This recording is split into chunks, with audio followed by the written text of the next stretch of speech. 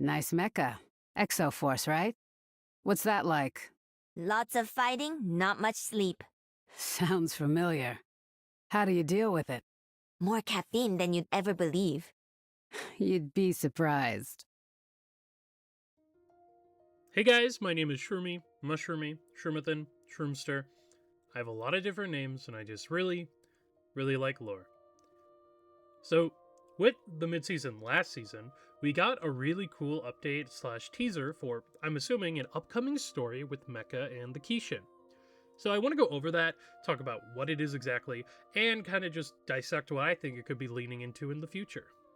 So we're going to be doing that, but also, before we go on to that, I just want to say a couple little things about the channel. One, thank you for the support as always, it really means a lot.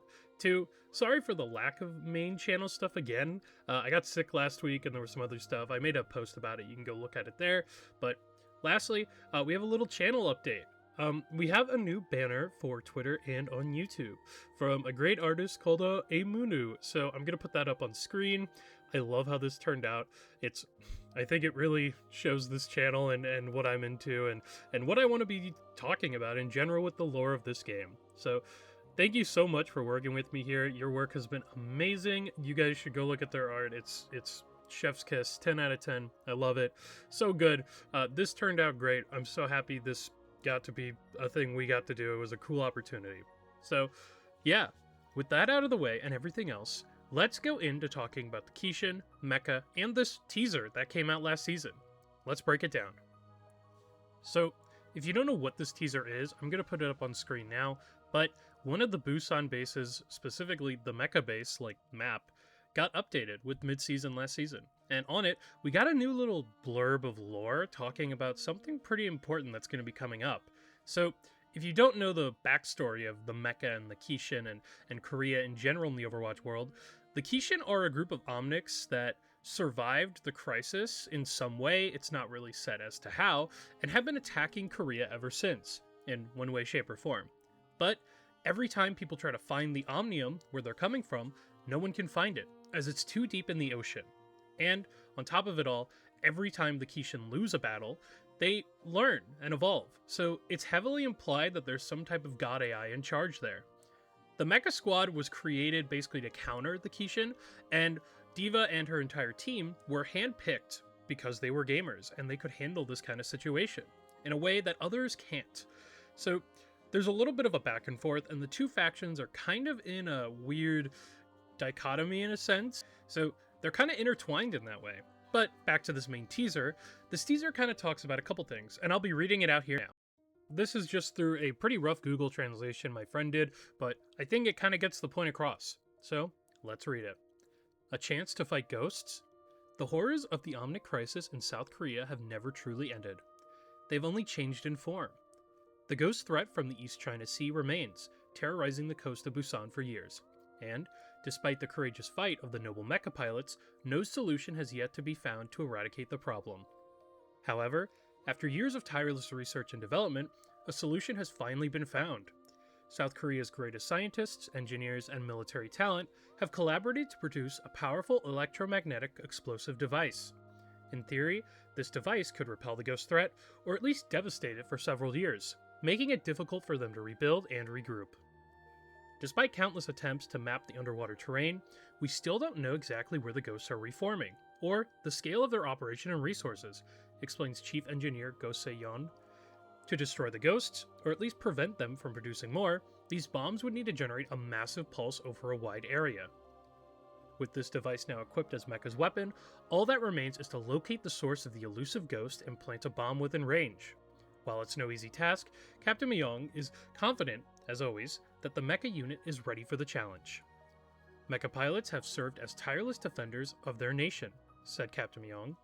For the first time since the unit's founding, they have finally had the opportunity to go on the offensive. I can assure you that the unit is ready and willing to jump into this mission.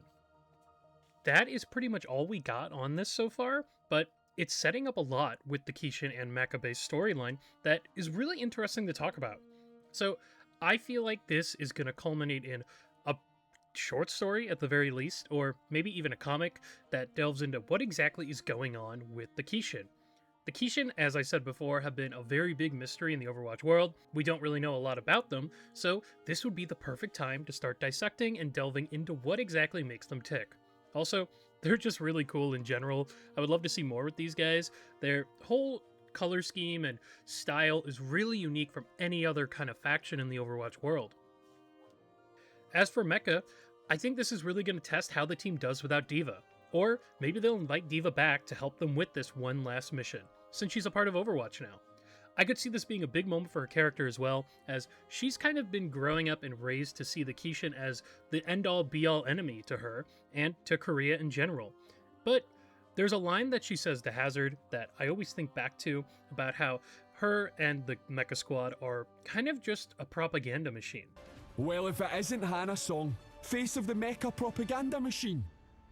Yeah? Do you want an autograph or something? You've really bought in, haven't you? Oh, right, shame. So with that line in context as well, I'm really interested to see if they do end up defeating the Kishin here, what the world looks like to d.va and all of MEKA Squad without that threat. Are they still seen as superheroes? What does a superhero do when the supervillain is kind of put away? It's a concept that we don't really get to see explored, so I would be fine going down that avenue as well. But the Kishin themselves are a really interesting faction, and I kind of don't want to see them go already, which leads me to believe they probably won't be discarded. Because we haven't really gotten a lot with them. I mean, we don't even have a hero. We only really have a couple skins, like Bastion's skin, that even has their color scheme and whole style.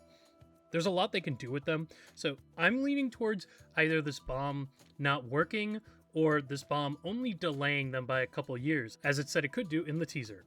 I'm also really interested to see what the Korean government really does with this information, or if they purposely even let this mission fail. I've said before in my other video about this whole topic, which I'll probably link again, but I've talked about the idea that maybe the government wants the Kishin around so they can keep this perpetual idea of MEKA being superheroes, in a sense, fighting this evil monster. That's also a way this could go and would explain a lot about why they never really tried to pursue finding them, but at the same time, I could also see them going down the route of they just never found the base.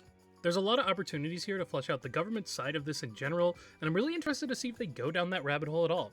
With all of this in mind, we have to talk about the idea that this could be leading into a hero. So, I've kind of talked about it here and there in this video already. I do think there is a chance this could be leading to specifically a Kishin hero. And what do I mean by that? Well, they've said in the past, them being the developers, that they're not really going to be doing another MEKA Squad hero. But then again, things can always change, but I kind of see it as unlikely. So what would a Kishin hero even look like? Well, there's a couple characters that they could do from this faction, being like a drone like Bastion almost, where like they don't really talk, but can do beeps and other noises. They could do the AI itself, which there's a pretty good chance there's an AI down there, based on everything we know about them, so that could be a character they could explore.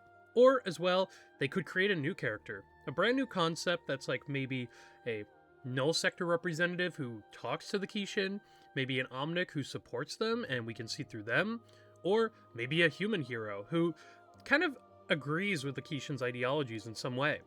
There's a lot you can do with this faction, obviously, and even then saying a human who agrees with them could be something to explore in the future, because once again, we really just don't have anything on them. And, of course, with this, I always gotta bring up an Anubis loyalist. This would be a really good time to bring someone in like that, but the question is, would they make a new character, or would they make it a Kishin character? I do think also it's entirely possible that all of this is kind of being put into a place where they can wrap up these storylines or push them to the side so we can focus on one major plot.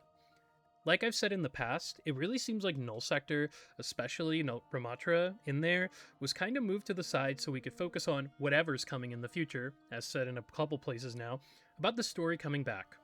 They're seeming to consolidate heroes into certain factions, like with Wuyong and Vendetta's kind of loose connection to Talon, so we could be seeing that happening with d.va as well.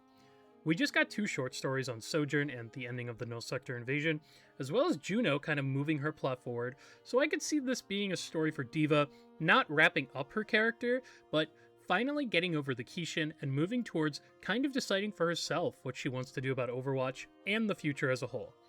This is a really cool moment, and I really want to see if they do anything with d.va's character. If not, I think it would just be really cool to see the MEKA Squad again in general. They're a faction and group that we really don't get a lot of, but they're extremely popular. So those are my rough ideas on where I think this is going to be going. I think it's just going to be moving towards kind of a short story, or if we're lucky, a comic focusing on the Mecha Squad fighting against the Gwishin. Hopefully we get a little bit more on the Gwishin in this and get to flesh out Mecha Squad more as characters, and maybe down the road this could lead to more heroes. I wouldn't be opposed to another Mecha Squad hero, even though I know Blizzard has said in the past they probably aren't going to pursue that. I think it would be really fun to have another one. Or, in turn, a Gwishin hero. The Gwishin are a faction we really don't get a lot of, so I'd love to see them explored more. But, what do you guys think about this? Are you excited for this kind of storyline to be going? Are you excited to see where this goes? And who are you most looking forward to seeing again? D.va, d.mon, Casino, or even the Gwishin? I want to hear all about everybody's thoughts down below. And, as always, thank you guys for watching this far. If you like this stuff, don't forget to like and subscribe, and we'll be back in the new year.